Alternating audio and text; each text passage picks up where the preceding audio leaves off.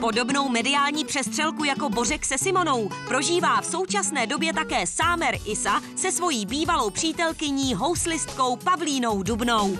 Pavlínko, vy jste se se Sámerem nerozešli v dobrém. Co se stalo? Stalo se to, co se nemělo stát, a sice, že Sámer se strašně změnil není už to ten Sámer, který býval.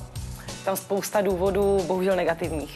Ten důvod rozchodu byl hlavně kvůli penězům, že jí dlužil peníze, a to, že ona mi řekla, že bere Sámer drogy, tak to řekla z toho důvodu, že má o něj strach, že přesto, že se rozešli, tak mu nechtěla ublížit, ale že v posledním roce se strašně změnila, že bere tak, že už sám sebe ohrožuje.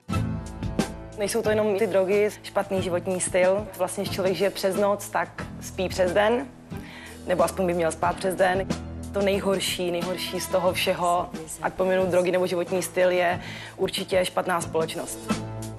Pavlína, člověk, který mi byl fakt jeden z nejbližších lidí, miloval jsem tu holku. Po tom všem, co jsem pro ní udělal, po různých akcích, po různých prostě mediálních věcech, kde jsem jí zviditelnil, protože jsem věřil v její talent, tak prostě potom přišla nová deska, přišly nové věci, jakoby nový pohled na věc, ale to není, že bych se změnil, to je jenom o tom, že jsem chtěl změnu.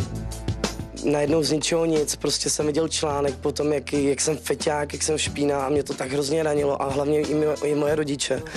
Je to hrozně jako nepříjemná situace. Já vím, že se drogová závislost Sámera propírá už docela dlouho.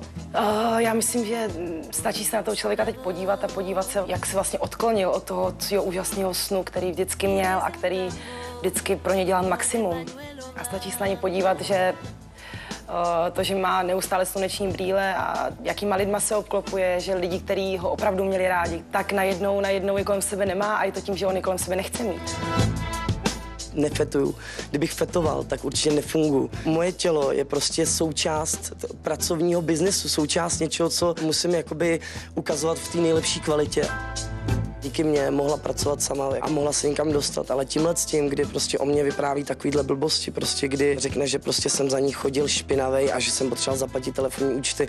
Já byl člověk, který jsem jí živil rok a půl, já byl člověk, který jsem jí dával kšefty, já byl člověk, který jsem jí dával jakoby zázemí.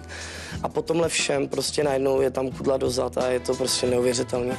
Pokud vím, tak Pavlína Dubná napsala písničku o Sámerovi, kde jsou všechny ty důvody vypsaný, vyjmenovaný, takže si myslím, že se ještě o tom rozchodu hodně dozvíme.